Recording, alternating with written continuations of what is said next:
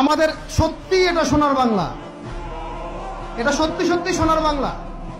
আমাদের জমিতে এমন কোনো ফসল নাই ফলে না। কৃষকের কাছে যে ফসলটা ফলে রুট লেভেল থেকে, ওইটা বাজারে আসতে আসতে 10 গুণ দাম বৃদ্ধি হয়ে যায়। সিন্ডিকেট হয় মাঝখানে। এগুলো বন্ধ করলে আমাদের উৎপাদন খেয়ে আমরা শেষ করতে পারবো না। আমাদের যে পরিমাণ ইলিশ মাছ হয়, এটা আমরা খেয়ে শেষ করতে পারবো না। আমাদের সমুদ্রে যে পরিমাণ সম্পদ আছে না, এটা উঠাইলে আমাদের জাতির মাথা পিছু আরো বেড়ে যাবে। মাটির তলে গ্যাস আছে, আর যেখানে গ্যাস আছে তার মানে কি জানেন? তার মানে তার নিচে তেল আছে।